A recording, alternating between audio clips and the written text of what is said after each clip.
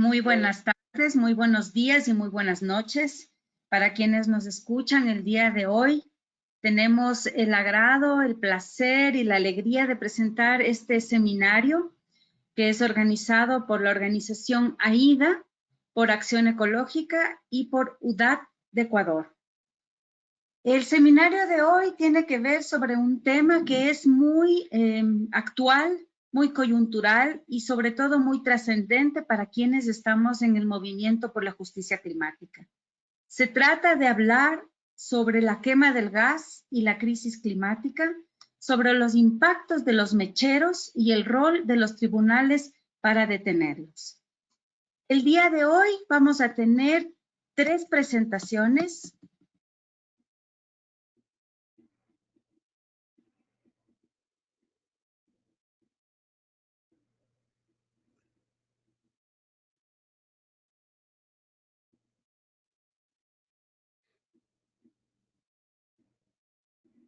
Vamos a tener 3 presentaciones con las cuales vamos a ampliar nuestro conocimiento sobre justamente los impactos de la quema y el venteo de gas que se da en las actividades petroleras en lo que se les conoce como mecheros. Por un lado, se explicarán los impactos de esta quema y de este venteo de gas en los mecheros en la crisis climática y en los impactos locales. Vamos a ver luego la violación de los derechos humanos, la vulneración de los derechos de las comunidades locales debido a esta práctica. Y también al final analizaremos el rol que podrían tener los tribunales para frenar y detener estos daños que provocan las empresas petroleras y que están afectando el clima y afectando también a las poblaciones locales que se encuentran junto a los mecheros. Entonces,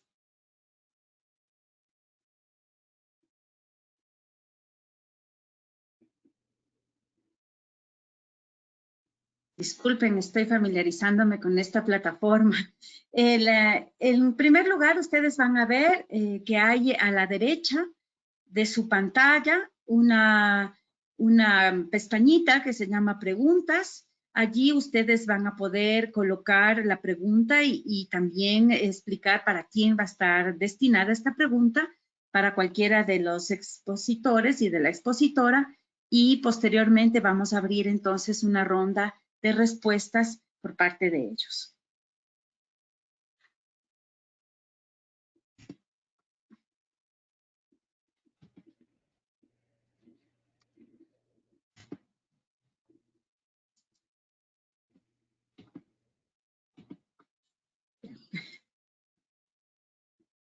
La primera presentación va a estar a cargo de 2 compañeros académicos de la Universidad de Padova, a quienes conocemos muy bien porque ellos han trabajado varios años en el Ecuador, justamente haciendo un mapeo de los mecheros que se están este momento encendidos en la Amazonía ecuatoriana, y ellos han hecho investigaciones que han servido inclusive para algunas de las demandas legales que se han realizado aquí en el Ecuador a propósito de la quema del gas en los mecheros. La primera persona es Massimo Di Marchi, que va a ser quien va a intervenir primero. Él es profesor investigador de Geografía y Política Ambiental de la Universidad de Padova y director del laboratorio de G-Science y Drones for Good del Departamento de Ingeniería Civil de la universidad. Es responsable del Programa Internacional de Maestría, Desarrollo Territorial Sostenible, Cambio Climático, Diversidad y Cooperación, coordinador del Programa de Investigación, Cambio Climático, Territorios, Diversidades y del Centro de Excelencia Jean Monnet sobre Justicia Climática. Es además profesor visitante de la Universidad Andina Simón Bolívar con sede en Quito, y hemos tenido el placer de encontrarnos con él y de contar con su visita y su presencia siempre en nuestro país.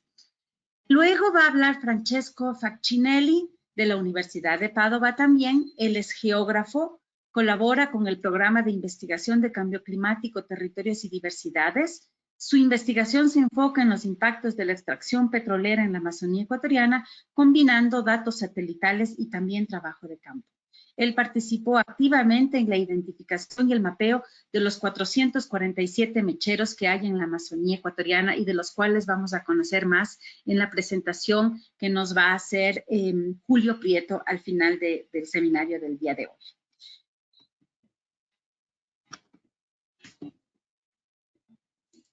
No sé ya.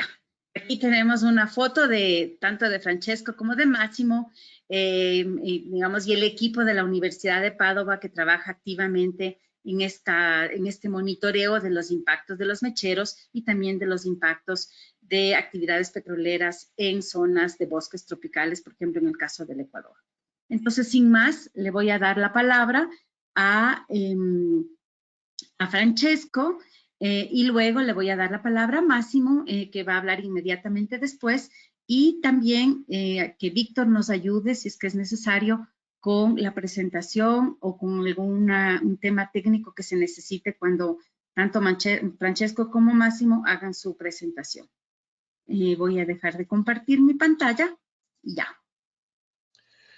Okay, muchas gracias, Yvonne. Muchas gracias por la invitación. Si me da la posibilidad de compartir la pantalla, que no veo la pestañita. Ok. Cuéntame si está. Espera que voy. No. Ok, ¿están viendo la presentación ahora? Sí, sí se ve. Perfecto. Entonces, muchas gracias. Gracias por la invitación. Aquí estamos yo y Francesco, pero somos parte de un grupo de investigación bastante largo que trabaja desde años en la Amazonía de Ecuador.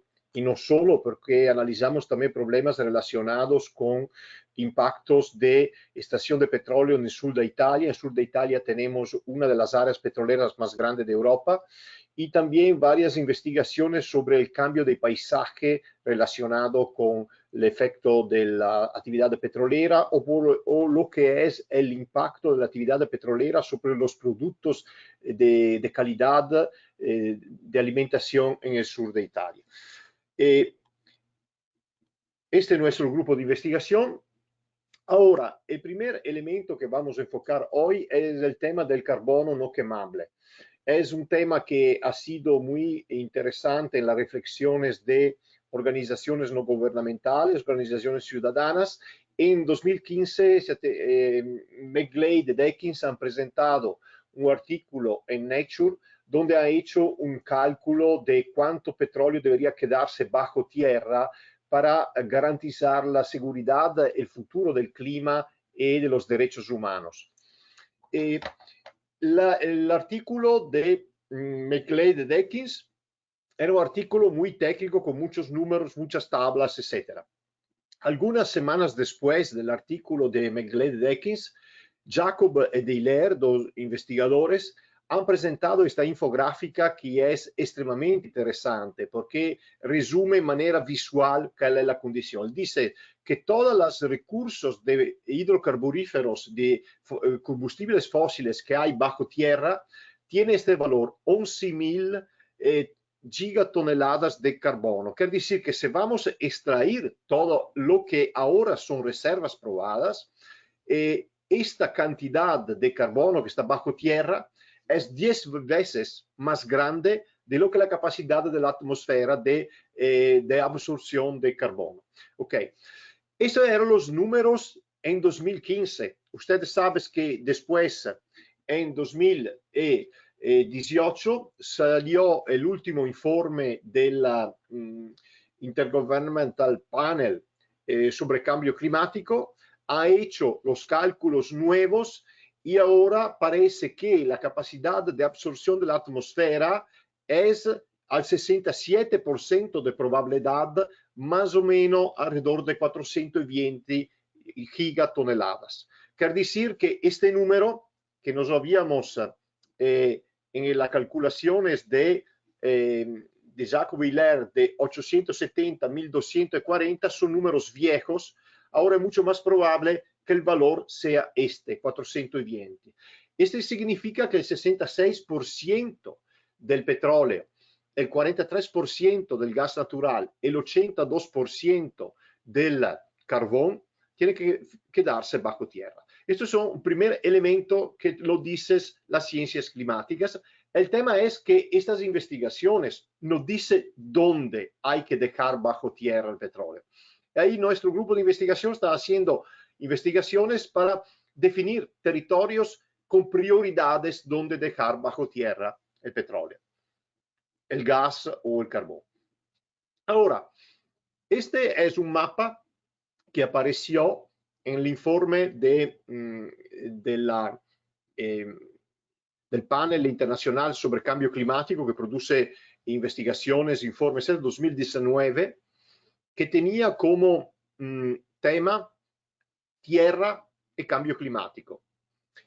Y esta mapa le muestra cuál es la importancia de los cambios territoriales que puedan acontecer en regiones tropicales del mundo, en forestas tropicales del mundo, quiere decir, en la Amazonía la área naranja, en las forestas tropicales de África la área amarilla, en foresta tropical de Borneo, de Asia, la área azul, y cuáles son los efectos en todo el mundo.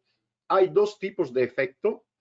El círculo significa un aumento y el triángulo una disminución. Quiere decir que los efectos que usted puede ver, vamos a ver, enfocar el tema de la Amazonía. Usted puede ver como todos los círculos y los triángulos naranja son relacionados con toda la parte del mundo. Quiere decir, si nosotros vamos a cortar la Amazonía, si hay problema, hemos tenido en los últimos años grandes secas en la Amazonía, hemos una reducción de las precipitaciones, etcétera. Estos efectos van a cambiar las condiciones climáticas, como ve, en los Estados Unidos, más hasta el norte en Canadá, ¿ok?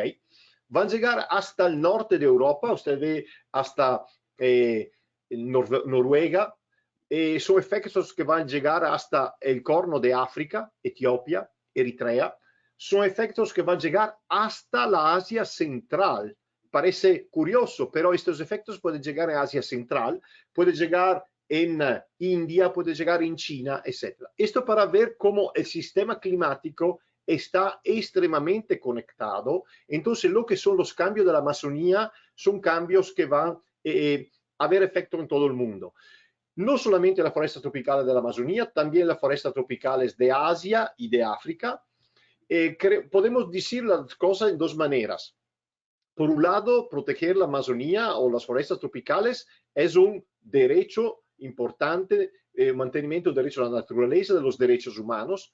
Si queremos ver de una manera más egoísta, también gente que vive en Norteamérica, gente que vive en Asia, gente que vive en Europa, tiene un interés directo que haga una buena gestión de la Amazonía.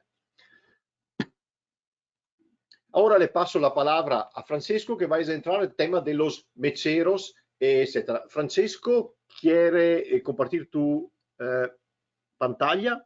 Ok. Claro, ahora me voy a compartirla.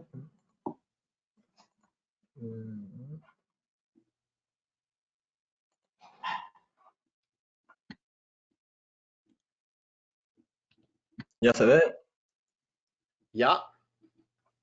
Listo, gracias. Francesco, vemos la pantalla pequeña. Te tiene que compartir la otra.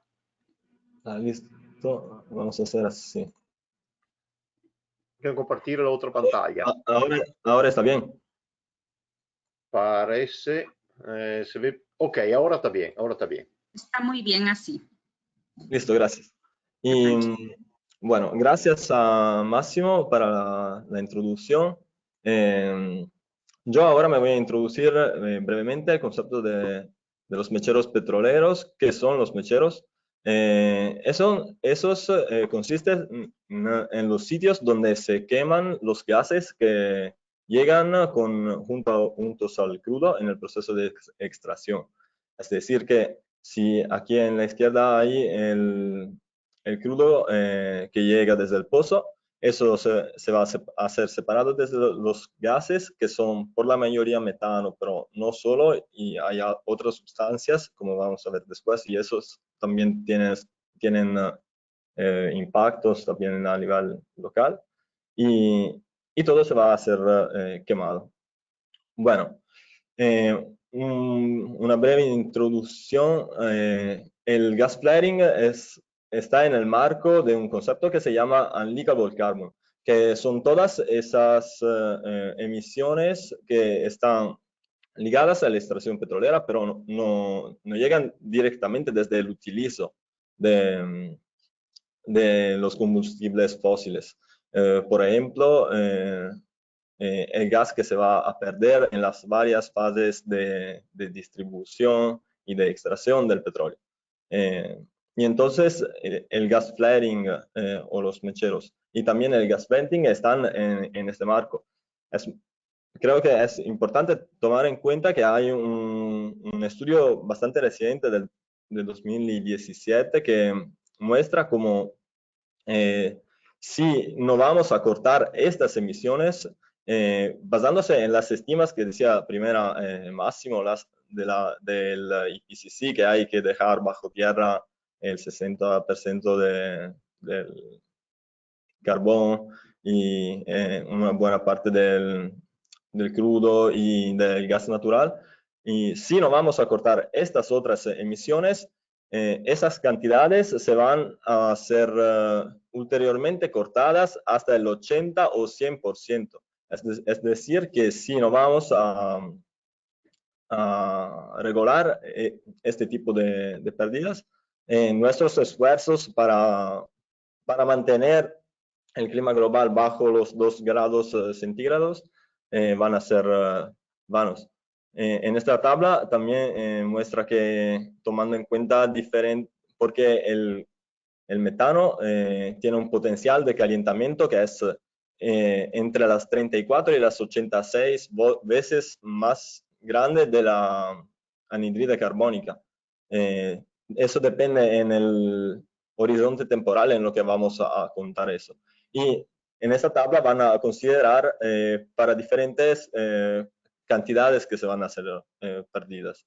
Y entonces hay entre el 80 y el 100%, porque cuando vamos a exceder el 100%, ya es igual.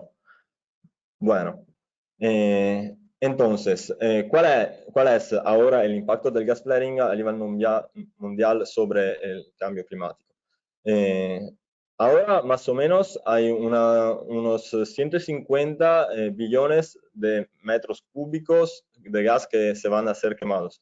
Una parte se va a producir CO2, anhidride carbónica, y la otra va a ser se va en la atmósfera como metano, porque la combustión muchas veces no es completa. En los hechos, la mayoría de las estimas que tenemos sobre las emisiones ligadas al gas flaring no tiene cuenta del hecho que hay diferentes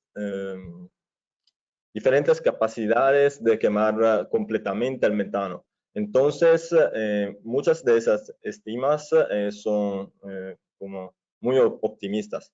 De toda manera, las estimas satelitales ahora dicen que hay 300 millones de toneladas de CO2 y 320 gigatoneladas de carbono negro emitidas anualmente, que es decir, el 1% y el 4% de las emisiones antrópicas globales.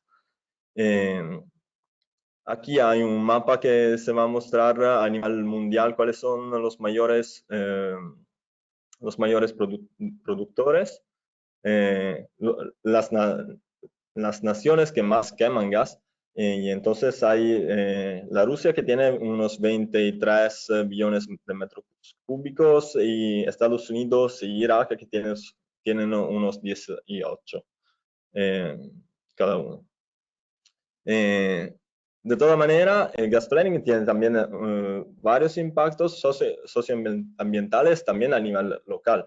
Es decir, que causa contaminación del aire, porque no hay solo metano en estos gases, pero hay también otras sustancias que en la combustión van a reagir Y entonces hay la emisión de sulfuros, nitratos, hidrocarburos policíclicos aromáticos y carbono negro. Y todo esto se va en el aire, en el agua y va a contaminar. Y después hay también emisiones luminosas y sonoras que, además de ser un problema para los humanos, puede ser, vamos a ver mejor después, pero pueden ser un grande problema también para los animales, por ejemplo, en un ecosistema como eso amazónico. Claramente hay impactos sobre la salud de las comunidades, hay unos 150 toxinas diferentes que se van a ser producidas en el proceso de quema, y impactos sobre la vegetación y alteración de los ciclos biogeoquímicos del suelo. Aquí hay una foto desde nuestro trabajo de campo de unos mecheros que están en la vía Auca. Y bueno, el gas flaring en Ecuador es más o menos 1 billón de metros cúbicos de gas. Aquí pueden ver que hay también un trend que ha tenido un pico en 2016, ahora ha disminuido un poquito, pero en el global desde el 2012 hay un crecimiento continuo. Y es importante también tomar en cuenta que en el marco del hecho que Ecuador, en el Acuerdo de París sobre el clima,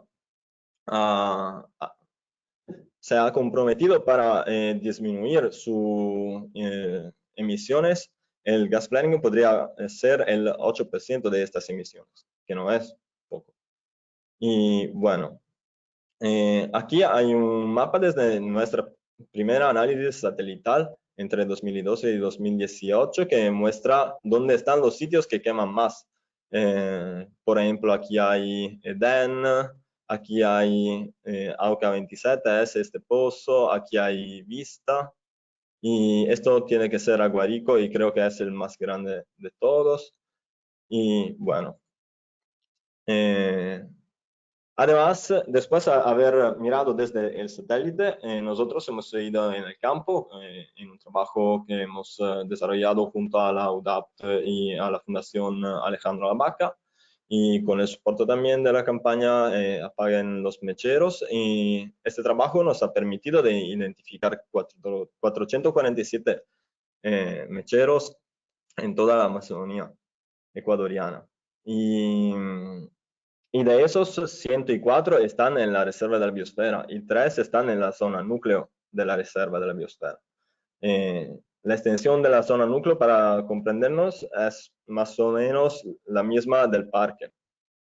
De todas maneras, aquí hay un mapa de todos los mecheros mapeados.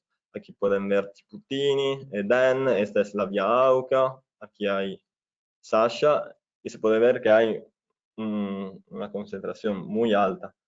Y hay también los mecheros que están en el bloque 14 y que son los de Nantu, de lo cual tenemos también los volúmenes hasta el 2007. Al final del 2017 unos 2 millones de metros cúbicos quemados anualmente. Y bueno, algo importante que decir es que el satélite no ve todo y que no monitorea todo, y que estas no es seguro que son estimas exactas. Y también porque nosotros en 2019, cuando hemos sacado esta foto, el mechero estaba activo. El satélite ya no lo veía. Entonces, se puede imaginar que todas estas estimas son optimísticas. Y por ejemplo, en Zunca el mechero no estaba detectado desde el satélite, pero ya estaba. Y bueno, este trabajo nos ha permitido también de estimar las comunidades que están impactadas. Y bueno, en un rayo de 2 kilómetros desde los mecheros hay 86 comunidades indígenas, 62 centropoblados y 67 escuelas. Y bueno,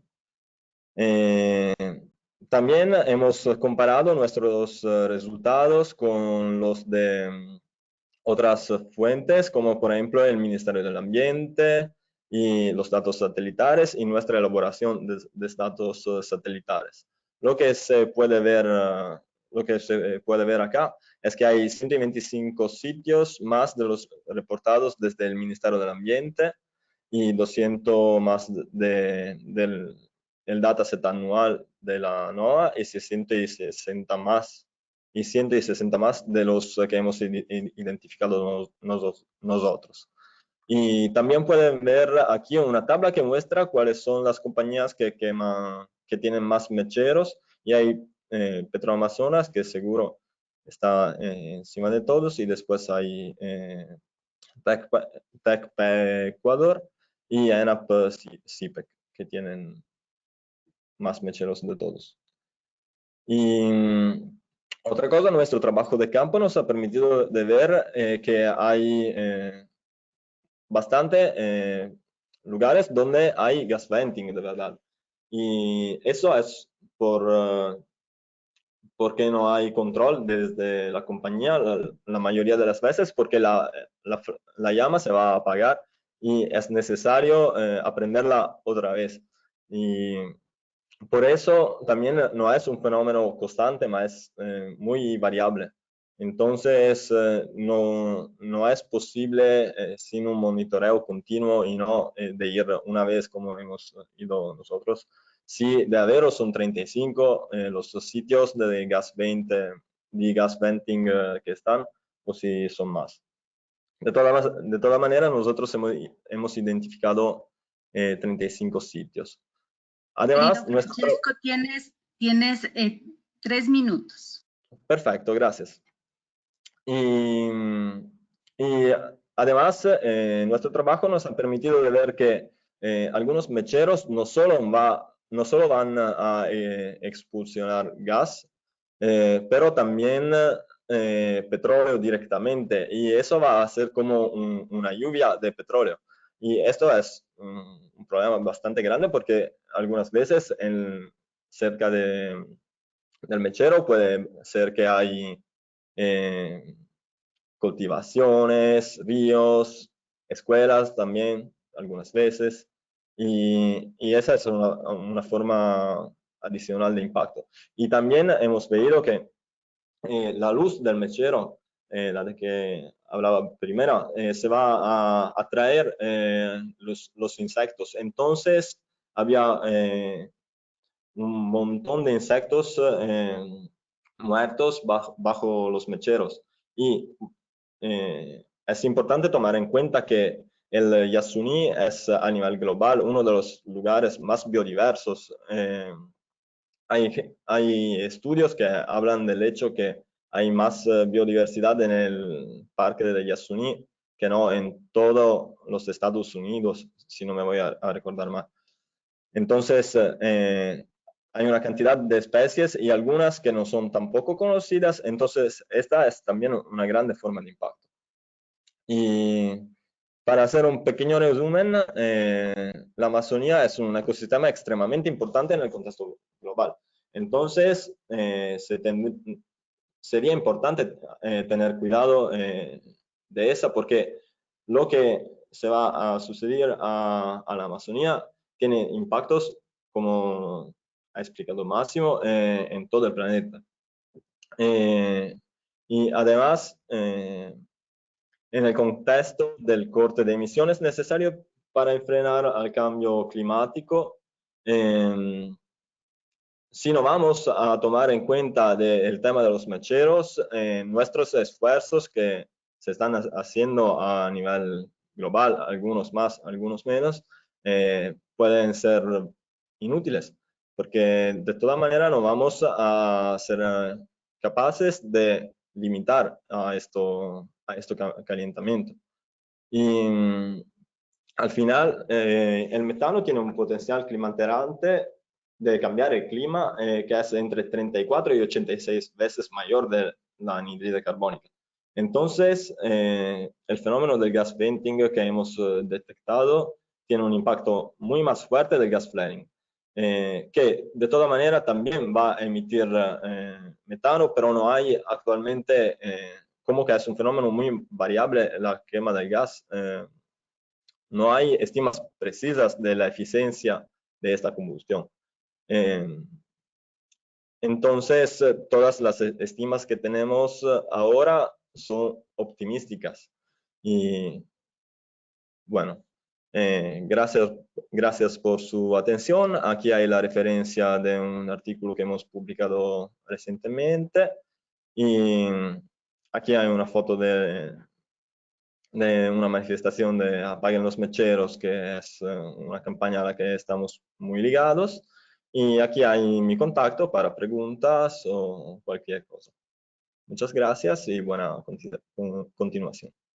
Muchísimas gracias, Francesco. De todas maneras, esta presentación la podemos tener subida a las páginas web en donde esté el link para el seminario que la gente lo podrá ver, por supuesto, más adelante si es que está interesado. Eso es lo bueno de esta virtualidad, que hay veces, yo me he dado cuenta, que hay más vistas de estos videos que el número de personas que estuvieron presentes el día del seminario. Es decir, siempre tenemos la posibilidad de tener muchos más espectadores a través de las redes sociales. Entonces, vamos a colocar la presentación que tú has hecho, Francesco, y la de Máximo también. Les voy a pedir entonces que ahora apaguen sus cámaras y le voy a dar la palabra a Daniela, pero voy a compartir mi pantalla.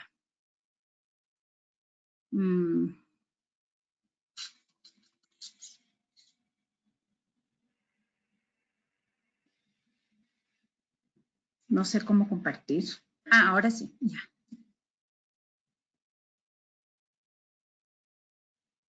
¿Están mirando mi pantalla? Sí. Bueno, ya.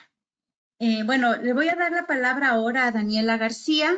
Como ustedes pueden ver ahí, Daniela es colombiana, es abogada e ingeniera ambiental de la Universidad de los Andes en Colombia.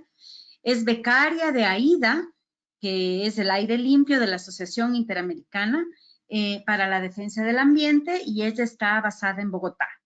Hizo una pasantía de investigación en la Universidad de Cornell en Ítaca, en Estados Unidos, y tiene una maestría de Derecho Ambiental y Políticas Públicas Ambientales de la Universidad de Stanford, en California. Posee además experiencia como investigadora en medición y monitoreo de la calidad del aire, así como el desarrollo de las políticas públicas ambientales bajo una perspectiva de justicia ambiental. Daniela nos va a hablar sobre la relación que tienen los mecheros con la vulneración de los derechos humanos y de la naturaleza. Entonces, sin más, yo le voy a dar la palabra a Daniela para que ella pueda intervenir. Tienes 15 minutos y te puedo dar unos de yapa, si es que necesitas. Vale, Ivonne, muchísimas gracias. Unos 2 minutitos. Perfecto, Ivonne, muchas gracias por la presentación, también por la invitación. Te agradezco si me confirmas, ¿están viendo mi pantalla? Sí, sí se ve. Perfecto, entonces, ahora sí arráncame a contar el tiempo. Entonces, para empezar, pues quisiera contarles un poquito de quiénes somos AIDA. AIDA somos un grupo de científicos y abogados que utilizamos el derecho para proteger el medio ambiente, principalmente en Latinoamérica, y lo hacemos asumiendo proyectos que ayudan a fortalecer y también a hacer cumplir las leyes, políticas y regulaciones ambientales. Todo nuestro trabajo tiene como objetivo proteger el medio ambiente, proteger la diversidad, las comunidades humanas que dependen de los recursos ambientales, y en este sentido pues lo hacemos a través de la garantía, buscando la garantía de los derechos humanos. Entonces, ya para entrar en materia, contarles un poquito qué vamos a hablar el día de hoy. La idea es hablar, pues como retomar la presentación de Máximo y de Francesco sobre la quema y el venteo, y contarles un poquito cuáles son estas emisiones que provienen de la quema y el venteo de gas, cuáles son sus impactos ambientales y climáticos, y cómo esto se termina derivando también en impactos en los derechos humanos. Entonces, para empezar, según la industria petrolera, los procesos de combustión completa, que no suceden en estos casos, deberían crear solamente gases relativamente inofensivos como son el CO2 y el agua. Sin embargo, pues como vemos, debido a la eficiencia de la quema, que no es del 100%, porque depende de factores, por ejemplo, como la velocidad del viento, la velocidad de salida de gas, entre otros, hace que la quema de estos gases no genere una combustión completa y resulte en la producción de emisiones de contaminantes altamente tóxicos, contaminantes atmosféricos importantes no solo por sus impactos ambientales, sino también por sus impactos climáticos. Algunos de estos son, por ejemplo, los conocidos contaminantes climáticos de vida corta por sus impactos justamente en el cambio climático y por ser potencializadores del cambio climático, como el caso del metano, el carbón negro, y los VOCs que ya pues también mencionaban en la presentación anterior. Otros contaminantes son precursores, por ejemplo, de otros, pues, emisiones de algunos contaminantes son precursores o formadores de otros contaminantes, como el caso del SO2, que puede terminar generando también material particulado, o también importantes por ser carcinógenos, como el caso de los hidrocarburos aromáticos. Y por supuesto, entre muchísimos otros gases encontramos las altas emisiones de CO2, que es el principal gas de efecto invernadero. Acá es importante resaltar que los impactos que tienen o que generan todas estas emisiones no son solamente locales o regionales, sino por supuesto globales, pues todas estas emisiones pueden viajar largas distancias, pues son emisiones que simplemente no conocen fronteras. Entonces, para comenzar, los contaminantes climáticos de vida corta son estos agentes que se liberan en la atmósfera y que están contribuyendo al cambio climático al tiempo que degradan la calidad del aire. Y esta degradación de la calidad del aire pues afecta la vida y los derechos humanos, especialmente poblaciones en mayor situación de vulnerabilidad. Se llaman así porque tienen una vida útil relativamente corta en la atmósfera, es decir, están por tiempos muy cortos en la atmósfera a comparación de otros gases como el CO2 que permanece siglos o incluso milenios. Estos solamente están entre días, semanas o algunos pocos años. Según la IPCC o el Panel Intergubernamental sobre el Cambio Climático, los contaminantes climáticos de vida corta son responsables de más del 30% del calentamiento global. Sin embargo, otros estudios han incrementado esas estimaciones y hablan de un 40 o un 45% de responsabilidad en el calentamiento global, lo que nos lleva a decir que atacar o mitigar la emisión de estos contaminantes es muy importante para lograr nuestros objetivos climáticos. Uno de estos gases entonces es el metano. Es uno de estos contaminantes climáticos de vida corta que está tanto en la quema como en el venteo, principalmente pues en el venteo. Es un poderoso gas de efecto invernadero, sus emisiones permanecen pues por más o menos 12 años en la atmósfera, tiene un potencial de calentamiento mucho mayor que el del CO2 y también afecta a la salud humana y los ecosistemas particularmente porque es precursor de otros contaminantes como el ozono troposférico. Tanto en la explotación como en el procesamiento y en el transporte de gas y petróleo se filtra o se libera intencionalmente grandes cantidades de metano. Y para hacernos una idea de cuánto, por ejemplo, sabemos que solo en Estados Unidos se liberan 13 millones de toneladas anuales en estas prácticas. Entonces hablábamos que el metano también es precursor de otros contaminantes, lo cual es importante hablar porque, por ejemplo, cuando se libera en la atmósfera y en presencia de luz, este metano puede producir ozono troposférico, que es un gas que se forma por la reacción justamente del Sol con este precursor, que es el metano, y que su presencia puede generar pues, grandes problemas a la salud, como pues, bronquitis, asma o empeorar pues, como situaciones de condiciones respiratorias. Y además pues tiene impactos en el ambiente en general, alterando la capacidad de los cultivos para generar alimentos porque se altera su capacidad para absorber CO2 y en la fotosíntesis, bueno, y demás. Por otro lado, también la quema del metano, es decir, pues esta quema en los mecheros produce también o favorece la formación pues, de carbón negro, que también lo mencionábamos en la presentación anterior, que es un contaminante presente en el material particulado, pues como ya veremos a continuación. Entonces, la quema de metano y otros gases en los mecheros produce carbón negro también. Este es un material particulado que pues, se presenta por la combustión incompleta de los combustibles fósiles. Son partículas que se liberan y cuando están en la atmósfera lo que hacen es absorber la luz solar convirtiéndola en calor.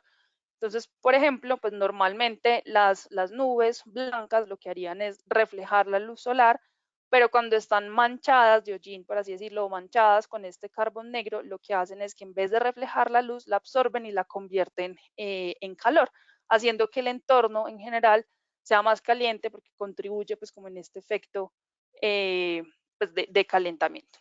Eso también pasa cuando el carbón negro se deposita sobre los árticos o se deposita sobre la nieve, en vez de reflejar la luz, la absorbe, la convierte en calor, contribuyendo en el derretimiento pues, de los glaciares, de los nevados, de las nieves en general. Un estudio en el 2013, por ejemplo, descubrió que las antorchas de gas o esta quema de gas aporta más o menos el 40% del carbono negro depositado en el Ártico. Este carbón negro también es muy importante porque afecta a la salud humana, contribuye a los problemas respiratorios como cáncer de pulmón y asma, porque está presente en el material particulado PM2.5, que es el contaminante atmosférico más importante por sus consecuencias en la salud, es un contaminante criterio y es de los más importantes en nuestras ciudades, principalmente latinoamericanas, por su alta presencia y por sus impactos también. Y además, también sabemos que en estos mecheros se está liberando SO2, lo cual también favorece la formación de material particulado secundario por un proceso que se llama nucleación bimolecular. Y esto lo que hace básicamente es que varias moléculas de agua se puedan pegar fácilmente al SO2. Son moléculas que además están cargando otros contaminantes, por ejemplo, hidrocarburos aromáticos u otros compuestos químicos con alto potencial carcinógeno, que por ser tan pequeños pueden llegar muy lejos en nuestro sistema respiratorio, incluso hasta nuestro torrente sanguíneo. Entonces, en suma, lo que estamos viendo es que todos estos mecheros están contribuyendo a la emisión de diferentes contaminantes que aumentan también la presencia, las concentraciones de material particulado. Otros contaminantes importantes, los COVs, también se liberan durante la quema de combustibles. Estos son todos aquellos hidrocarburos que se presentan en estado gaseoso a temperaturas ambientes y en conjunto con los óxidos de nitrógeno, que también los encontramos en estas prácticas, y la luz solar, son también precursores de ozono troposférico, como el metano. Y también encontramos los hidrocarburos aromáticos, que son contaminantes de gran importancia por sus impactos directamente a la salud, por ser identificados como contaminantes carcinógenos o mutagénicos, según la OMS, como el caso de los bencenos, por ejemplo. Y ya para terminar con esta parte de contaminantes, por supuesto, el no menos importante y muy presente es el dióxido de carbono. Miles de antorchas en los centros de producción de petróleo en todo el mundo queman aproximadamente 140.000 millones de metros cúbicos de gas natural, lo que se podría estar traduciendo en alrededor de 300 millones de toneladas de CO2 en la atmósfera. Esta quema de gas, sin lugar a dudas, contribuye con el cambio climático. Estamos hablando de la presencia de gases de efecto invernadero en la atmósfera desde hace muchísimos años, que como vemos en las gráficas, pues en estas imágenes, desde 1900 hasta 2018, lo que ha hecho es aumentar la temperatura de la Tierra significativamente. ¿Y quiénes están en gran parte detrás de todo esto? Pues esto es solo un ejemplo. Estas 20 empresas han aportado colectivamente alrededor de 493.000 millones de toneladas de dióxido de carbono y metano, principalmente procedentes de la combustión de sus productos. Y esto equivale al 35% de todas las emisiones del sector de combustibles fósiles y cementero desde 1965. Esto quiere decir que todas las emisiones contribuyen al cambio climático, es una crisis mundial que nos impacta a todos y que estamos incluso ya viviendo. Es una crisis, o sea, ¿de qué se trata el cambio climático? Es algo que ya estamos viviendo, es un desorden en los ciclos naturales del agua, de los vientos, de la temperatura, en los ecosistemas. Es una crisis que nos ha llevado a ver una vulneración en los derechos de todas las personas. ¿Y por qué estamos en una crisis? Porque la acumulación de los gases de efecto invernadero en los últimos 100 años ha hecho que la temperatura global ascienda en más de 1 grado centígrado. Si seguimos esta trayectoria, incluso podríamos generar que en los próximos 20 años se está esperando el aumento de una temperatura del doble, es decir, de 2 grados centígrados, trayendo, pues, por supuesto, consecuencias mucho más devastadoras que las que hemos vivido hasta este momento. Impactos en los derechos humanos. ¿Cómo? Pues impactos que incluso ya son irreversibles. Por ejemplo, la alta comisionada para los derechos humanos, Michelle Bachelet, habla de la crisis climática como la peor crisis en los derechos humanos, porque es una crisis que, por ejemplo, exacerba problemas de seguridad alimentaria, que genera desplazamientos por las inundaciones, que genera incendios forestales devastadores, que también está impactando la biodiversidad y las comunidades que dependemos de ella, porque generan blanqueamiento coralino, tormentas tropicales absolutamente devastadoras con impactos económicos globales, incrementos de temperatura extremos con impactos también devastadores y pues también un problema de hambruna significativo.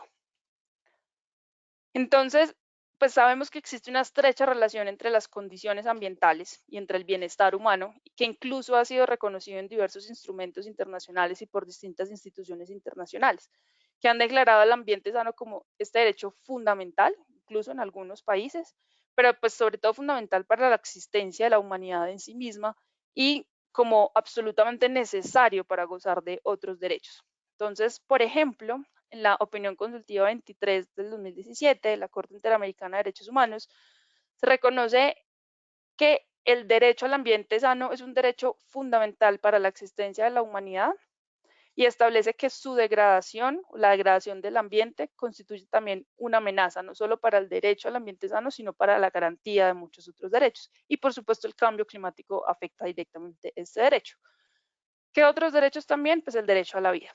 El Comité de Derechos Humanos ha calificado el derecho a la vida como este derecho supremo, absoluto, fundamental para todos los derechos humanos y ha destacado que el cambio climático es una amenaza de las más apremiantes, o si no la más apremiante y grave, para las generaciones futuras y presentes poder seguir gozando de su derecho a la vida, incluso poder tener un proyecto de vida. Impacta también el derecho a la salud. En el Pacto Internacional de Derechos Económicos, Sociales y Culturales, su artículo 12, establece que el derecho de toda persona al disfrute del más alto nivel posible de salud física y mental es la garantía del derecho a salud. Y también el Protocolo San Salvador señala en su artículo 10 que toda persona tiene derecho a la salud, entendida como esa posibilidad de disfrutar también del más alto nivel de bienestar físico, mental, que está muy relacionado con el entorno que me rodea, y social. La vulneración de este derecho se deriva de que el cambio climático multiplica los riesgos para la salud, es un como exacerbador de estos riesgos que ya están en el ambiente y los multiplica, los asevera, afectando variables sociales, variables ambientales, por ejemplo, el agua potable como un determinante de la salud, alimentos, el aire limpio, el saneamiento, etc. Varias enfermedades humanas se relacionan con estas fluctuaciones climáticas, la pandemia es un claro ejemplo de esta. Otras enfermedades respiratorias, cardiovasculares, las olas de calor, por ejemplo, transmisión de enfermedades por vectores o enfermedades infecciosas también y la desnutrición. Entonces también nos está afectando el derecho a la alimentación, que es este disfrute de pues como esta capacidad o esta posibilidad de tener a disposición nuestra los alimentos para cumplir con nuestros requerimientos nutricionales. Este disfrute del derecho a la alimentación se ve afectado por los cambios en los regímenes de precipitaciones, el aumento de las temperaturas, aumento de épocas de lluvia, disminución de épocas de lluvia, entonces sequías extremas, en general pues estos fenómenos meteorológicos que prácticamente se enloquecen con el cambio climático. Es un derecho reconocido por varios pactos, por distintos instrumentos internacionales y que está muy relacionado también con la posibilidad de, pues, particularmente del desarrollo de los derechos de los niños, o la garantía de los derechos de los niños. Y otro derecho también que tenemos acá muy importante es el derecho al agua, porque simplemente las sequías extremas o las precipitaciones extremas están afectando los ciclos hidrológicos que resultan en la posibilidad de nosotros acceder a este recurso y disfrutar de él para cumplir muchísimas otras funciones vitales, como por ejemplo pues la posibilidad también de tener cultivos, de la pesca o incluso pues la recreación misma. Ya para concluir, el marco internacional de cambio climático reconoce el vínculo entre cambio climático y los derechos humanos a través principalmente de dos acuerdos. Digamos que esta relación ya la vimos, pero a nivel jurídico está consignado en dos instrumentos internacionales, que es el Acuerdo de Cancún y el Acuerdo de París. En el Acuerdo de Cancún se señala que las partes en todas las actividades relacionadas con el cambio climático deberán respetar plenamente los derechos humanos. Y el Acuerdo de París particularmente señala que las partes deberán respetar, pero además promover y tener en cuenta sus respectivas obligaciones relativas a la protección de los derechos humanos. Un poquito ya más a nivel regional, la Corte Interamericana de Derechos Humanos, en su opinión consultiva 23 de 2017, que ya la mencionábamos, reafirma que los efectos adversos del cambio climático, y acá se los pongo, los efectos adversos del cambio climático afectan el goce efectivo de los derechos humanos y establece que es obligación de los estados prevenir las violaciones de dichos derechos. En este sentido, el venteo y la quema en mecheros emite gases, como ya lo vimos, que contaminan el ambiente, tienen impacto sobre el cambio climático y todo esto se deriva en una vulneración, una crisis climática que afecta directamente diversos derechos humanos y esto es a nivel global. Todos estos derechos están consignados en instrumentos internacionales que obligan a los estados a dar garantía de su protección y disfrute. Y de allí es que podemos tomar el derecho a través de herramientas, por ejemplo, como el litigio estratégico, para consolidarse como un instrumento fundamental a la hora de proteger los derechos humanos. Hasta aquí llego con mi presentación. Gracias por los 2 minuticos adicionales y ya pues después nos veremos en preguntas. Quedan también mis datos para cualquier duda posterior. Muchas gracias, Ivonne. Muchísimas gracias, Daniela. Una excelente presentación y obviamente complementaria a la que tuvimos antes de Máximo y de Francesco. Me parece que hemos, con este seminario, digamos, ir haciendo como un rompecabezas para tratar de entender toda esta problemática que tiene que ver con los mecheros. Aunque ya se sabe desde hace décadas que las actividades petroleras están directamente relacionadas con el cambio climático, creo que es muy importante esta especificidad de una parte de esas actividades, que es justamente la quema del gas y el venteo del gas en los mecheros y los impactos que tiene además a nivel local. Entonces, yo le voy a dar la palabra ahora a Julio Prieto, que me imagino que ya puede intervenir porque estaba con algún problema del teléfono y del micrófono, pero le voy a dar la palabra. No sé si están ustedes mirando mi pantalla. Julio Prieto es... Uy, todavía no me acostumbro a esta plataforma. Julio Prieto es abogado ecuatoriano, es especializado en derecho ambiental, en derechos indígenas y en derechos de la naturaleza. Tiene una maestría en gestión ambiental en la Universidad de Yale, enfocada en gobernanza ambiental global y ecología de la restauración. Desde el año 2006 se ha desempeñado como abogado litigante para comunidades indígenas y campesinas ecuatorianas que luchan contra la contaminación por petróleo en la Amazonía. También se ha desempeñado como investigador de la Corte Constitucional Ecuatoriana y es autor del libro Derechos de la Naturaleza, Fundamentos y Exigibilidad Jurisdiccional. En este momento, Julio Prieto, digamos en los últimos meses, desde el año pasado, Julio ha estado vinculado directamente en 2 casos que tienen que ver precisamente con los mecheros en la Amazonía ecuatoriana. Y él nos va a explicar con más detalle el caso de las 9 niñas que enjuiciaron al Estado ecuatoriano por los impactos directos locales que tiene la quema, esta práctica petrolera, y también recientemente junto con la UDAD, con Acción Ecológica, con la FIDH, está involucrado en el primer litigio de cambio climático en el Ecuador a propósito del bloque 14, que nos habló inclusive Francesco al principio de su presentación, y la quema de gas en este bloque petrolero que está a cargo de la empresa de capitales chinos Petrooriental. Entonces, sin más, le voy a dar la palabra a Julio. Voy a terminar de compartir mi pantalla.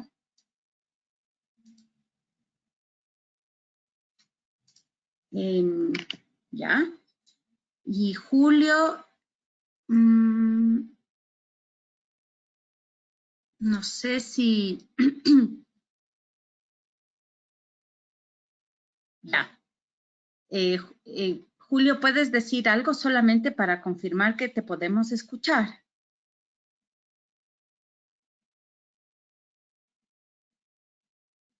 No sé si tú nos escuchas, pero nosotros no te escuchamos.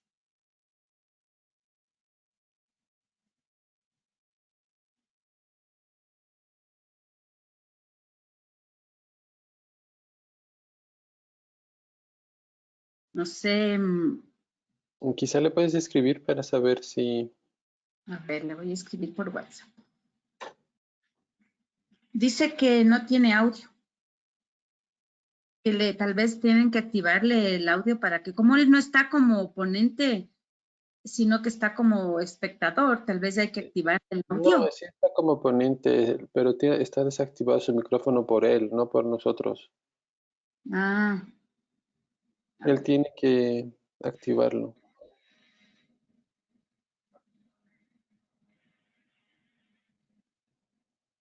Ya le dije. Que no tiene opción de activarlo, dice. No, solo le tiene que dar clic al icono del micrófono para que se vuelva verde.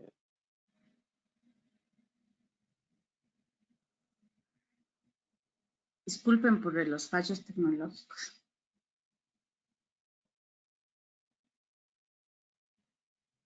Es que, perdona, Víctor, dice que no tiene el icono del micro. Ah, ya está. Ya.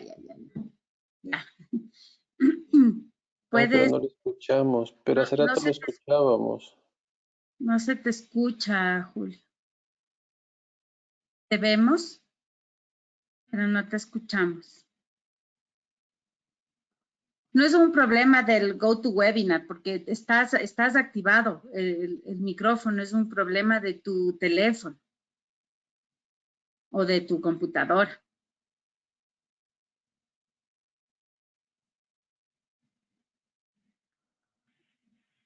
Pero hace rato, ¿cómo estaba? Hace rato sí te escuchábamos cuando entraste en la... ¿Estás ahorita en la compu o el teléfono? Está en la compu porque el teléfono lo tiene en su mano. Ah, por ambos. Ah, no, es que necesito que esté solo en el teléfono. Dile eso. Ah, entonces, podemos darnos un minuto para estirarnos mientras Julio sale y vuelve a entrar solo desde su teléfono. Y la presentación, si la puedes mandar urgentemente no sé cómo nos puede mandar la presentación. No, yo ya la tengo, la estoy... Ah, ya la tiene. ¿Tú estás presentando? ¿Eres tú quien está presentando? Sí, yo la estoy mostrando. Ya. Si quieres, no sé, podemos ir viendo algunas preguntas. No sé si... Sí, hasta que se conecte. Déjame ver entonces. Bueno, a ver, ¿Dónde está? aquí está Julio. A ver.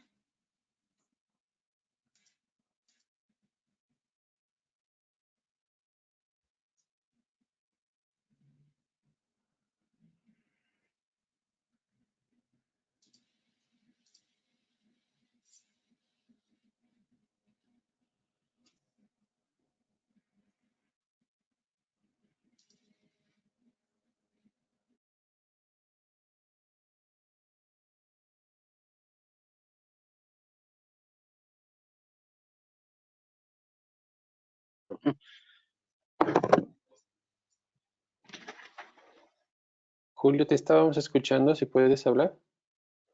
Puedo hablar, estoy hablando, ¿me escuchan? Listo, listo, así nos quedemos, por favor. Muy Yo voy a bien. mostrar tu presentación. ¿Ya está funcionando? Bien. Sí, sí te escuchamos. Ya, excelente. Muchas gracias, Víctor. Entonces, Julio, tienes 15 minutos y con algunos minutitos de ya. Adelante. Muchísimas gracias, Ivonne, y qué pena, me disculpo con todos por estos malentendidos tecnológicos con la nueva plataforma. Gracias también a Francesco, Máximo y Daniela, porque con esas presentaciones que hicieron ya no hace falta que yo me detenga en muchos temas, ya quedó claro la existencia de un problema real. El gas se está quemando en la Amazonía ecuatoriana y cuáles son las consecuencias que esto tiene en los derechos de las personas y en la naturaleza. Parece que la presentación está un poco distorsionada, pero bueno, antes de ir avanzando a ver cómo están las siguientes partes, yo voy a hablar del rol de los tribunales. Los próximos 10, 15 minutos voy a hablar del rol de los tribunales frente a este problema del cambio climático. Pero a manera de contexto, antes de hablar puntualmente del rol de los tribunales, quería referirme brevemente al rol de los otros poderes. O sea, cuando hablamos de tribunales, nos estamos refiriendo estrictamente al poder judicial. Pero bueno, el Estado tiene también un poder legislativo y un poder ejecutivo que juegan papeles importantes en temas ambientales, climáticos. Y además hay otros poderes en la sociedad, el poder mediático, el poder económico, y está la academia también. Y entonces es entre todos estos poderes que se ensambla un debate social sobre cambio climático. Y es bajo estas dinámicas, en estos espacios, en donde se dan nuestras luchas.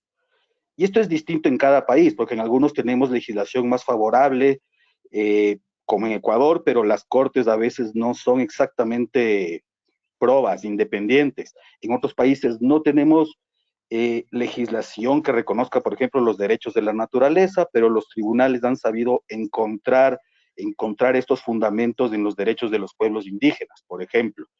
El problema es que cuando hablamos de cambio climático, estamos frente a un fenómeno global, a una crisis ecológica global, y es lo que se llama un problema súper encorchado. En inglés le dicen un super wicked problem, porque no existe una autoridad reguladora para estos problemas, y porque quienes están a cargo de resolver este problema son también los causantes del problema. Entonces, por eso es que estamos fracasando, si no es que ya fracasamos como humanidad en atenernos a los límites que deberíamos tener antes de arruinar totalmente el ciclo de carbono y nuestro planeta. Entonces, bueno, en este sentido es en donde se puede ver puntualmente la importancia de los tribunales. ¿Por qué? Porque, bueno, todos sabemos que a partir de París los países asumieron algunos compromisos, pero no hay manera de obligarlos, digamos, no hay una autoridad internacional, una autoridad reguladora o encargada de resolver y encauzar, responsabilizar a los causantes del cambio climático. Pero en cierto sentido, si no hay, o sea, si bien no existe esta autoridad internacionalmente, los tribunales nacionales sí tienen un poco esta potestad.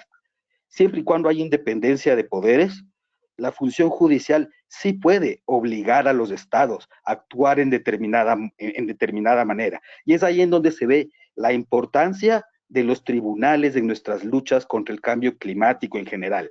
Ahora vamos a hablar frente a los mecheros en particular, pero bueno, este es un tema mucho más grande. Hemos visto cómo, por ejemplo, en Holanda fue mediante acciones judiciales que se obligó al Estado a actuar.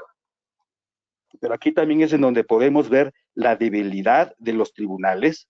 Se puede decir, debido principalmente a la falta de independencia, en casos como el ecuatoriano, o el desconocimiento de temas importantes, o tal vez puede ser también por la falta de leyes. En el caso ecuatoriano hemos visto que el debate no está tan posicionado. Tenemos frecuentemente inundaciones en Guayaquil, en todo el país, y difícilmente en algún noticiero se menciona el cambio climático.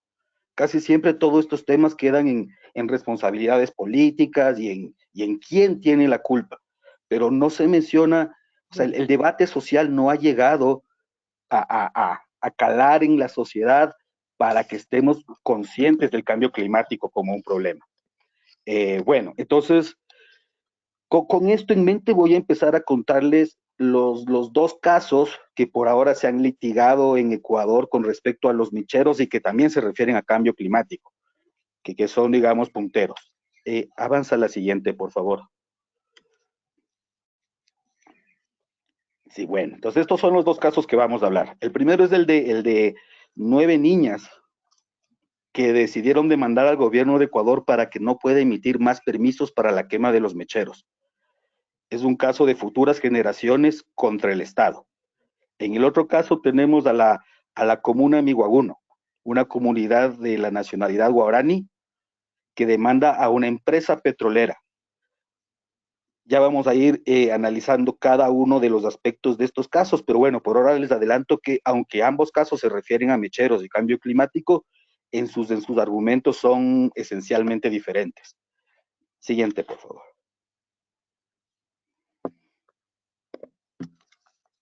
Bueno, este es el primer caso. Este caso lo empezamos hace un poco más de un año. Es una acción de protección que planteamos al nombre de nuestras 9 niñas, que aquí pueden leer sus nombres, son importantes, y fuimos directamente contra el Ministerio de Energías y Recursos Naturales No Renovables y el Ministerio de Ambiente del Ecuador, que son quienes emiten los permisos y autorizaciones para la quema de gas.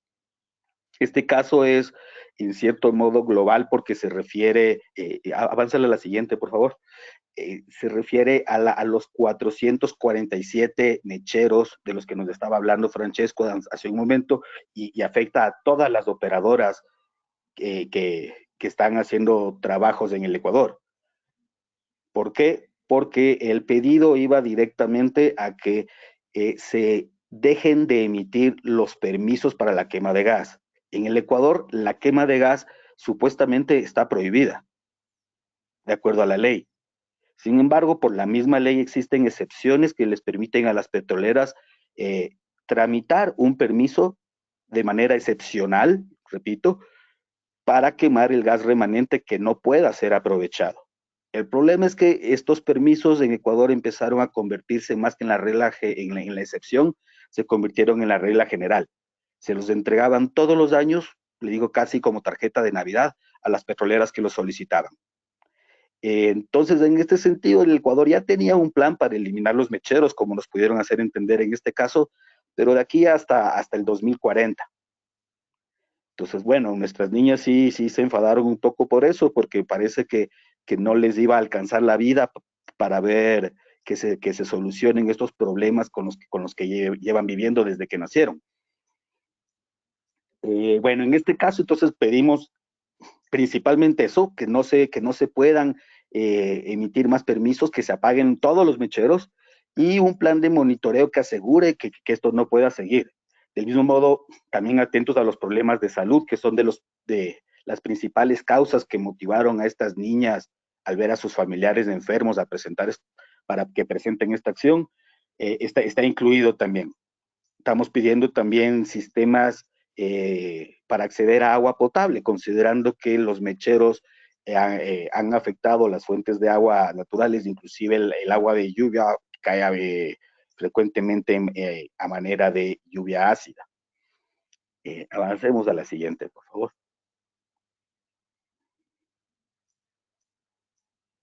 Siguiente, por favor.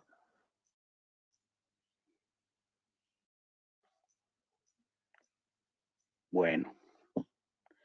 Ya, gracias. Aquí vamos a hablar un poquito de los derechos violados aquí y es en donde vamos a marcar también más diferencias con el caso que vamos a hablar después. En este caso nos enfocamos puntualmente en la violación de los derechos causados directamente por los mecheros, es decir, en el impacto ambiental y social directo que causan los mecheros. Por todas las emisiones que nos estaba explicando Daniela, que caen directamente al entorno cercano, el material particulado, las lluvias de petróleo y todo esto impacta directamente el ambiente cercano de las poblaciones. Francesco también nos estaba explicando que muchos de estos mecheros están cerca de centros poblados o inclusive de escuelas. Entonces, bueno, en este sentido, en este caso se articularon las violaciones de derechos en base a la contaminación ambiental, principalmente. Entonces, hablábamos más del derecho a vivir en un medio ambiente sano y ecológicamente equilibrado, precisamente porque los residuos emitidos por la quema impactan en la flora y fauna local. Y esto evidentemente impacta el derecho a la salud y a la vida de las personas. Entonces, ahí pudimos presentar varios casos de personas enfermas y también pudimos escuchar cómo el Estado decía, ¿dónde está el certificado médico que me asegure que esta persona tiene cáncer a causa de los mecheros? Sin embargo, aquí aparte de los derechos de las personas afectados por el impacto ambiental, también mencionamos los derechos de la naturaleza. Es decir, también alegamos que los derechos de la naturaleza estaban siendo violados porque el carbono, mejor dicho, porque se estaba alterando el ciclo del carbono debido a la emisión de gases de efecto invernadero que se produce con estos 447 mecheros. Pudimos demostrar oficialmente, digamos, que si Ecuador apaga los mecheros, alcanzaría a cumplir el 24% de su objetivo de reducción de emisiones. Entonces, avancemos por favor a la siguiente.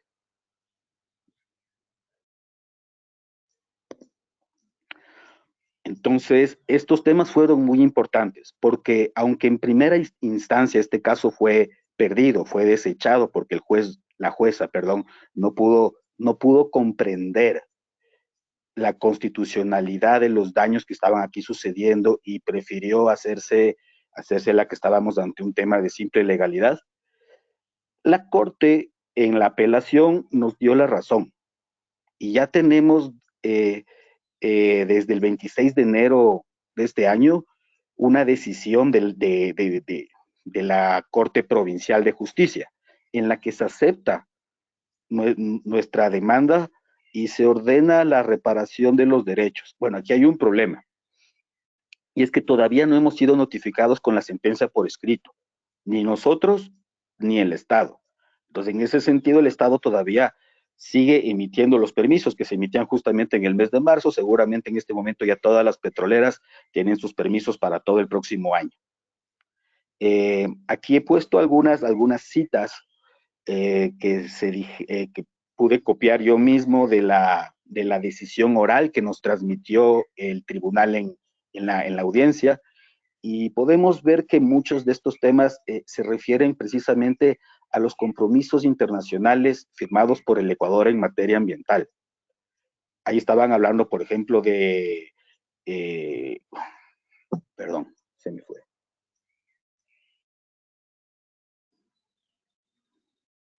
Se me cerró. Estábamos hablando también de los derechos constitucionales de los habitantes que habitan en la zona de influencia, y obviamente se habló también de los derechos de la naturaleza. O sea, esto digo en la decisión oral que nos pudieron compartir los jueces de ese día, pero que todavía les cuento que estamos pendientes de tenerla escrita para que pueda ser efectiva. Entonces vamos a ver cuánto tiempo más seguimos con esta lucha. Aquí parece un caso en el que el tribunal ha tomado una decisión valiente, pero ahora le faltan un poco, puede ser los argumentos, o no sé, para ya terminar de dar el paso en la dirección correcta. Avancemos a la siguiente, por favor, para seguir al siguiente caso. Este es el caso más reciente que hemos iniciado junto con Acción Ecológica y el FIDH y la Unión de Afectados por las Operaciones de Texaco. En este caso estamos apoyando a la comuna Miguaguno, de la que tenemos 3 representantes y a su presidente en calidad de accionantes también. Y como les había contado, este caso ya no va contra el Estado, sino solamente contra una empresa petrolera. Siguiente, por favor. En este caso, ya no estamos atacando, digamos, la emisión de permisos ni nada, sino que estamos yendo directamente a los efectos del cambio, a la contribución que realiza Petrooriental mediante la quema de gas en sus mecheros al cambio climático y los efectos que tiene este cambio climático en la población Miguaguno. Por eso es que, bueno, aparte de pedir que se declare la vulneración de derechos y de que se apaguen los mecheros, que, bueno, un paréntesis, obviamente esta segunda petición de que se apaguen los mecheros, que es a lo que nos referimos con cesar los actos, ya ha quedado atendida por el caso que vimos anteriormente. Es decir, aunque este caso no se gane, estos mecheros se van a tener que apagar. Pues, sin embargo, lo más importante que estamos pidiendo en este caso es que se disponga, que se ordene que la compañía repare a las víctimas. Y esto sería mediante financiar proyectos con el objetivo de fortalecer los sistemas de saberes ancestrales y de soberanía alimentaria. Daniela ya se refirió un poco a esto.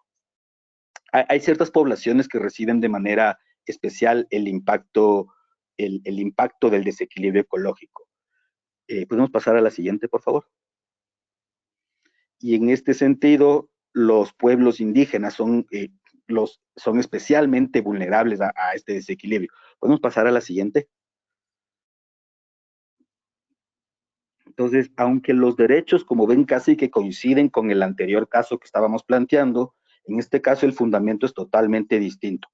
Aquí no estamos hablando del impacto directo causado por los mecheros en el ambiente alrededor de ellos, sino que estamos hablando del impacto causado por el cambio climático en una comunidad indígena que depende del equilibrio ecológico para subsistir.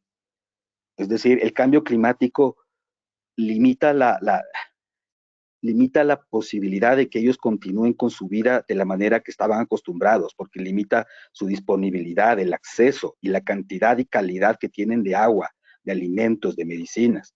Si es que antes de ellos podían vivir y depender de la naturaleza porque conocían sus ciclos, ahora que esos ciclos están cambiando, reciben inundaciones de manera impredecible. Los animales que solían cazar ya no están siguiendo los ciclos. Las plantas de las que dependían tampoco crecen del mismo modo. Entonces, esta es la violación de derechos humanos que estamos alegando en este caso, pero le digo es en torno a los impactos del cambio climático, no directamente a los impactos de los mecheros como en el anterior caso. Y aquí también cuando hablamos de los derechos de la naturaleza, pues estamos hablando específicamente de que la quema de gas realizada por esta empresa contribuye al desbalance del ciclo del carbono. Y el ciclo del carbono, como otros ciclos naturales, está protegido por la Constitución del Ecuador en su artículo 71. Entonces, bueno, para concluir, pasemos al último, porque me estoy acabando el tiempo. Este caso todavía no tenemos una decisión. De hecho, nos encontramos en la audiencia todavía de primera instancia. Tuvimos algunos inconvenientes porque la petrolera impugnó el perito y ha sido muy difícil encontrar un perito intérprete que conozca Huautetere para que pueda hacer la traducción de los testimonios de los accionantes. Actualmente está programada el reinicio de esta audiencia para el 19 de abril. Esperamos poder concluirla ese mismo día y tener resultados. Estamos muy optimistas porque la jueza se ha mostrado muy interesada en el reclamo que planteamos y especialmente en las perspectivas globales que tienen este tipo de litigios. Entonces, bueno, aquí yo cierro, como les decía, tenemos estos dos casos, no son, aunque los dos están en contra de los mecheros y mencionan el cambio climático, son los casos un poco distintos y apuntan a lo mismo. ¿Por qué al principio decía, tenemos dos casos por ahora? Porque, bueno, pues la idea es que casos como este de la comuna Miguaguno los repliquemos y que presentemos más casos, especialmente en aquellos lugares que podemos identificar que los mecheros están cerca de poblaciones o de escuelas y podemos iniciar casos similares y tratar de este modo de que, bueno, vamos a obtener algunas decisiones que podrían diferir un poco, pero esto obligaría a que la Corte Constitucional tenga que pronunciarse, tenga que pasar a un proceso de revisión y emitir jurisprudencia ahí sí vinculante. Entonces, por eso digo, estos son baby steps todavía, pero creo que estamos en la dirección correcta. Muchas gracias. Muchísimas gracias, Julio. Efectivamente, es muy preocupante que el juez todavía no envíe la notificación con la sentencia, porque yo lo que creo, como tú dices, es que las empresas ahora en marzo ya tenían que ver sus permisos no renovados, pero seguramente les renovaron o se inventaron algunas chanchullos, como decimos acá en Ecuador, para poder tener los permisos por al menos un año más. Yo quisiera este momento entonces dar paso a las preguntas. Si es que Víctor me indica en dónde veo las preguntas. Todavía no conozco bien esta plataforma. ¿En qué parte, en dónde puedo leer? Si es que hay. Justamente en la pestaña de preguntas, si quieres, yo te voy diciendo. Sí, o si las puedes pegar aquí, porque yo no veo la pestaña de preguntas. Aquí hay una que dice, se habla de un gas invernadero nuevo, el fluoruro de azufre. ¿Puede alguien explicar si se lo emplea en la industria de hidrocarburos? No sé exactamente para quién sería esta pregunta. Tal vez para Daniela, pero si puedes leer algunas para hacer una sola ronda de respuestas. ¿Cuántas toneladas al año el océano puede absorber de CO2 y si es posible que absorba otros contaminantes? Eso es sobre el océano. Una pregunta específica para Daniela. ¿Es la producción de lluvias ácidas un impacto de la quema de gas en los mecheros? ¿Cuál sería el mecanismo? Vamos a hacer una ronda de preguntas. Entonces, le voy a pedir a Daniela que responda a aquella del cloruro de azufre. Le voy a pedir a Francesco o a Máximo que responda lo de los océanos como, digamos, ecosistemas que absorben CO2. Y más bien le pediría a Julio que él nos hable sobre los impactos de las lluvias ácidas de los mecheros, porque efectivamente este es uno de los temas que se incluyó en la demanda de las 9 niñas, si es que les parece. De todas maneras, si es que hay las otras, digamos, exponentes quieren completar las respuestas de las preguntas, no hay ningún problema. Entonces, vamos contigo, Daniela. Gracias, Ivonne. Pues justamente voy a aprovechar y más bien pedir ayuda también si Máximo o Francesco tienen más información, porque no tengo mucha información si el cloruro de azufre lo están usando en la industria. Pero lo que sí sabemos es que el azufre sí sale de los mecheros en distintas, como en distintas composiciones o en distintas formaciones. Pues como lo veíamos ahorita, puede salir como en forma de SO2, que más bien ahí sí me meto un poquito a la cancha de la pregunta de Julio, y el SO2 es justamente uno de estos compuestos químicos que en combinación con el agua fomenta la formación de lluvia ácida. Y al ser formación de lluvia ácida, pues cuando cae sobre el suelo cambia el pH del suelo y esto también altera la posibilidad de cultivar algunos productos, pues simplemente se está cambiando la composición del suelo y ya algunos productos no serían viables. Este es uno, pues, como de los impactos de la lluvia ácida. Otro impacto también sería, pues, si cae directamente sobre fuentes de agua, son fuentes de agua que ya no podrían ser aprovechables para el consumo directo, ni muchísimo, pues, ni tampoco para el riego de los cultivos, por lo cual, pues, también estaría en ese caso afectando, digamos, el derecho al agua y el derecho a la alimentación. Directamente de ese contaminante no estoy segura, pero sí sabemos que el azufre sale en distintas formas. No sé si Máximo o Francesco tengan más información. Si me voy a intentar que responder, que complementar a tu respuesta. Y yo tampoco sé del cloruro de azufre, de verdad, pero puede ser que en otras fases de la extracción había también eso. Seguro cuando yo he leído muchos artículos que hablan del sulfuro de hidrógeno, que se llega con el crudo y se va a ser quemado. Y eso se conecta también al tema de las lluvias ácidas, porque eso con la combustión va a devenir SO4, creo, o SO2, ahora no recuerdo demasiado bien. Y también hay una componente de nitrógeno que va a devenir NO2 y esos van a reagir en el aire y entonces van a crear ácidos. En el aire van a reagir con el agua y entonces van a crear ácidos y eso va a crear lluvias ácidas. Y hay muchos estudios en Nigeria que hablan de este tema.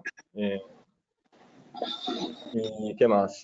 Sobre el tema de los océanos, ahora no tengo el dato acá de verdad, pero sé que absorben una grande cantidad de CO2 por el tema del fitoplancton, que hace como la fotosíntesis, pero no sabía decir cuánto exactamente.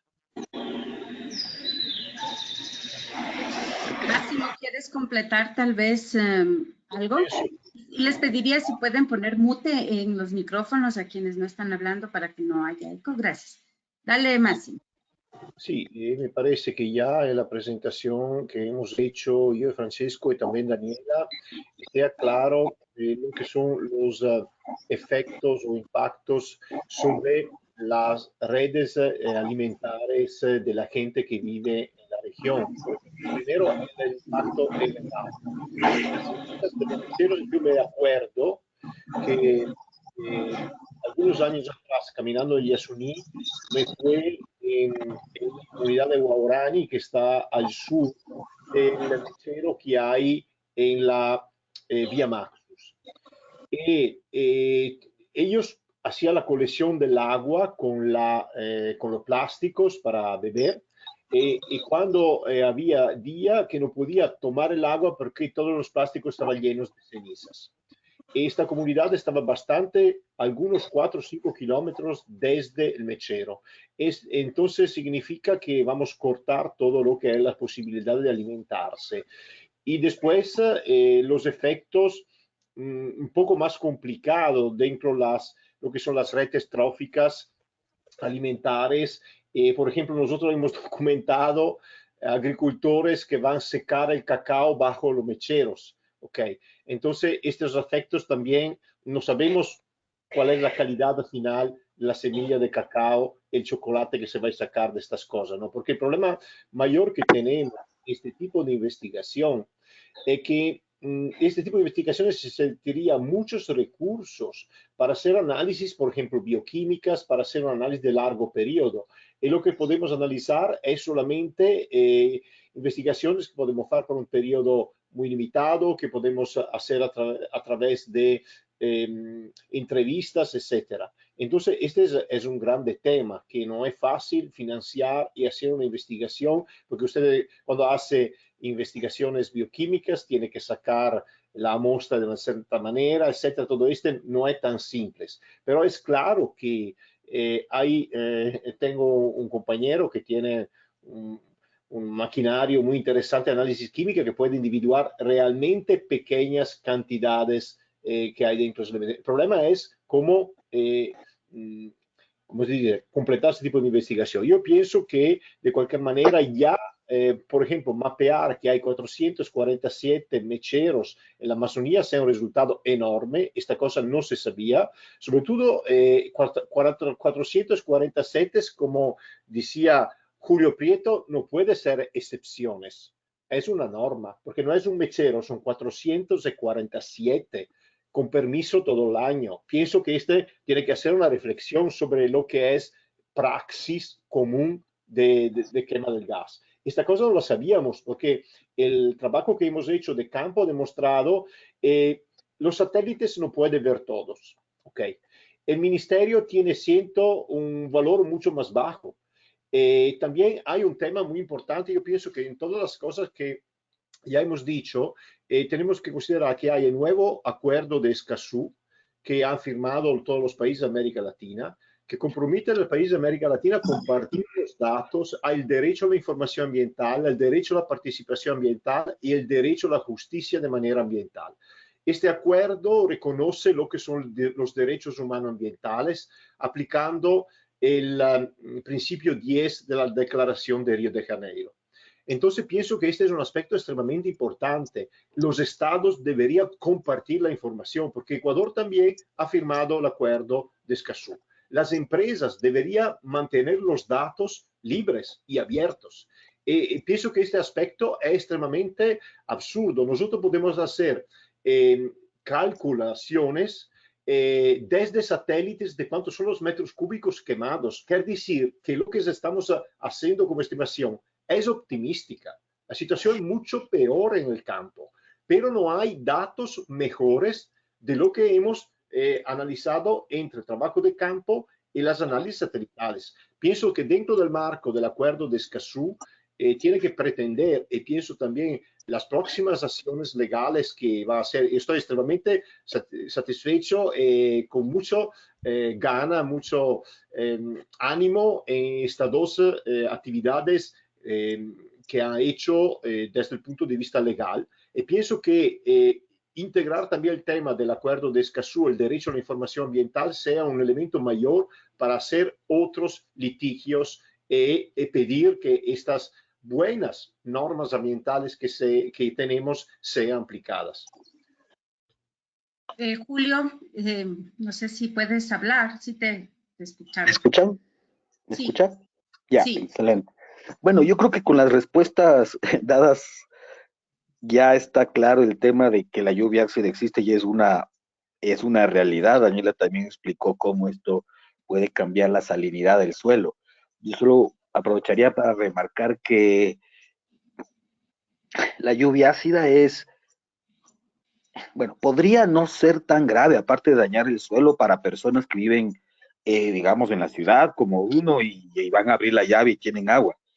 Pero en el caso de los pueblos indígenas y muchos pobladores amazónicos que ya tienen sus ríos contaminados por la misma industria petrolera y no tienen agua potable, o sea, dependen del agua lluvia para sobrevivir. Como ya hemos instalado algunos sistemas para recoger precisamente esta agua lluvia, para que puedan usar eso en lugar del agua contaminada de los ríos.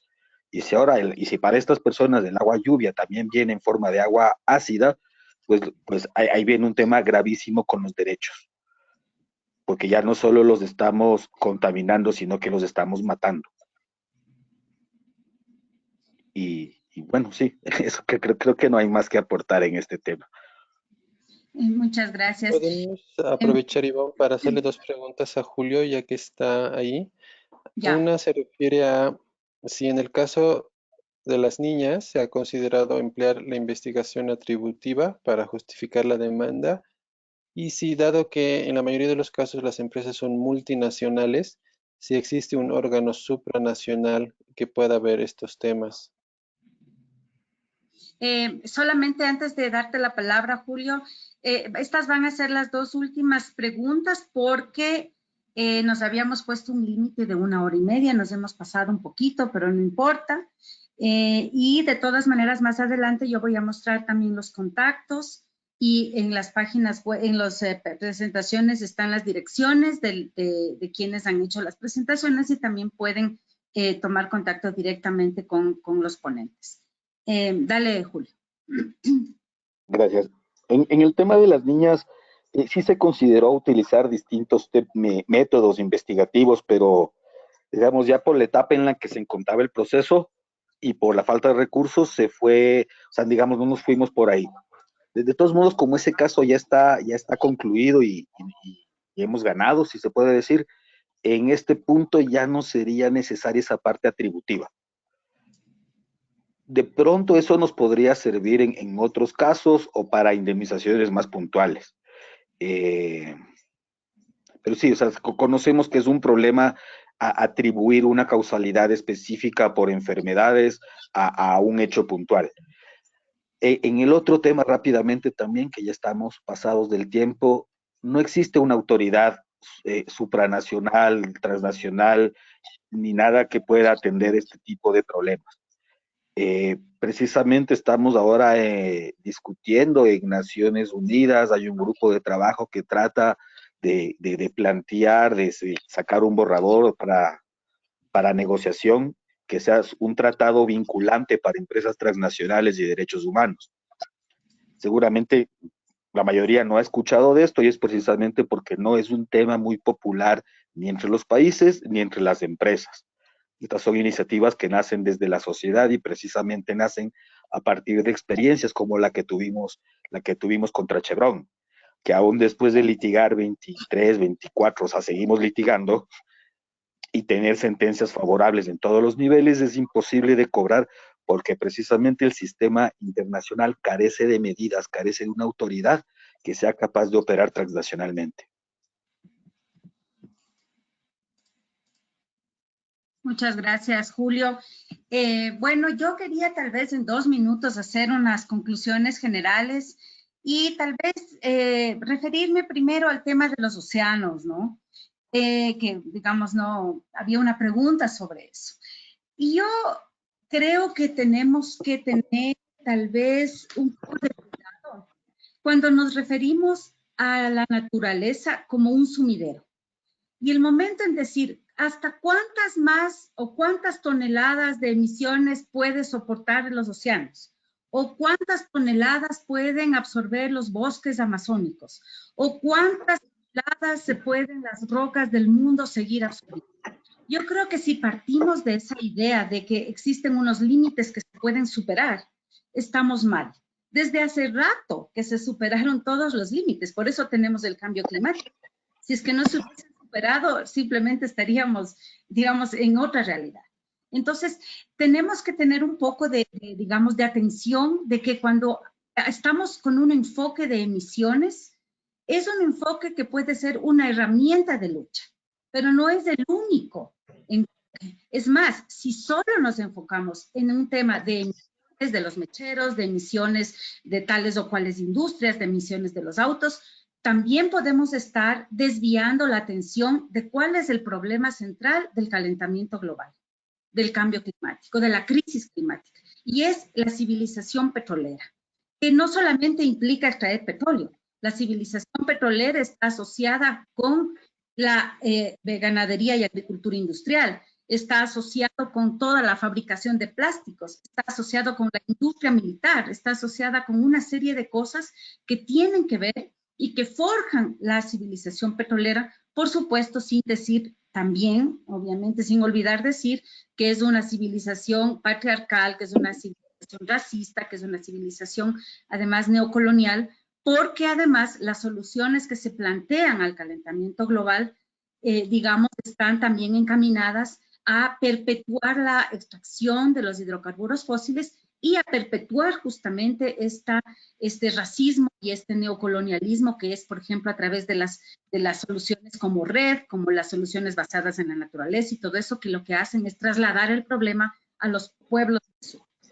Entonces, enfoques diversos implican estrategias diversas. Y las estrategias diversas implican, por ejemplo, los juicios, implican las investigaciones académicas, implican, por supuesto, también la movilización en las calles, es decir, que las estrategias también son distintas, tribunales, investigaciones, calles y articulaciones, por supuesto, como la que estamos teniendo en este momento, que es articulaciones entre la academia, entre las organizaciones de las ONGs, etcétera. Entonces, creo que es muy importante.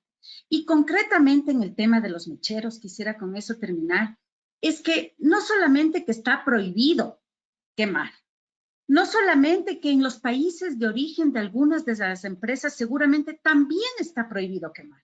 Estoy segura que en Italia la Eni no podría quemar, o la Repsol en España no podría quemar. Desconozco, pero estoy casi segura que está prohibido también. Y la tercera cosa es que existen las tecnologías necesarias para poder no quemar.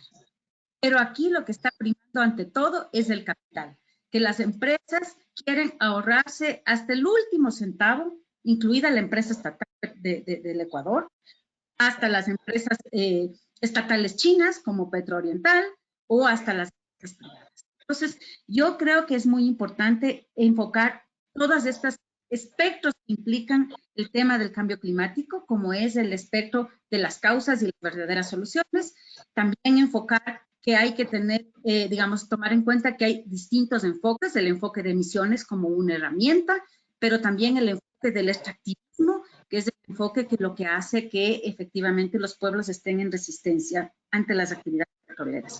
Por último, esperamos que tanto el juez del caso de las niñas rápidamente comunique, notifique el fallo y la sentencia, como esperamos también que la jueza de la Corte Provincial de Sucumbíos pueda fallar el día 19 de abril a favor de Iguaguno y a favor de quienes estamos demandando a la empresa Petrooriental, porque si bien no es la responsable de todo el cambio climático, la quema del gas y el venteo en los mecheros que se encuentran en el bloque 14 sí están contribuyendo, por lo tanto, una cuota de responsabilidad.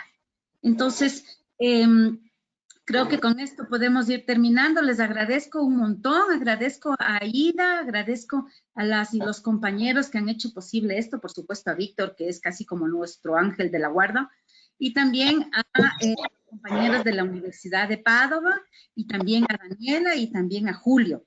Y por último, quería mostrarles una última laminita, si es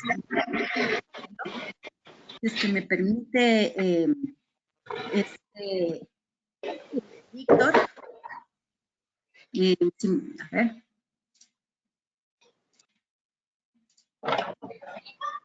Ya, yo quería ponerles aquí, que ustedes tengan el tiempo en un par de minutos, que ver que pueden obtener más información sobre este tema en la página web y el Facebook y el Twitter de AIDA, lo mismo Acción Ecológica y de la UDAT. He colocado aquí las direcciones también de Máximo y de Julio Prieto. Y por último, quiero hacer una propaganda, y es que el día 8 se va a realizar un foro como parte del ciclo de foros de cambio climático que se está realizando desde el Ecuador, pero son foros internacionales. Y el día 8 vamos a tener la presencia de Nimo Basey de Nigeria, de Salgado de los Estados Unidos. Nuevamente escucharemos a Máximo y también una niña con su mamá del caso del que hemos hablado el día de hoy, a la compañera de Acción Ecológica Alexandra Almeida, y también estará Melissa Moriano como parte de Bolivia. Esta información se puede encontrar tanto en la página web de Acción Ecológica de la Universidad Andina, también la Universidad de Padua es parte de la convocatoria, y pues es una minga de organizaciones que queremos trabajar por el tema de la justicia climática y que esperamos que estos foros, que van a ser en total 7, puedan también, como ha dicho Julio, que se abra un debate mucho más profundo a nivel de la sociedad ecuatoriana de lo que significan las crisis climáticas. Entonces, creo que con eso sería todo. Yo voy a dejar de compartir, ¿ya? Y muchísimas gracias y nos vemos el jueves o en un nuevo evento organizado por AIDA. Muchísimas gracias y hasta luego. Adiós. Chao, gracias a ustedes. Chao. Saludos. Saludos a todas y todos. Gracias para participar. Gracias a ti, Máximo. Gracias por aceptar. Gracias por la invitación y hasta la próxima. Seguimos. Hasta la próxima. Seguimos. Hasta la próxima. Adelante, como se decía.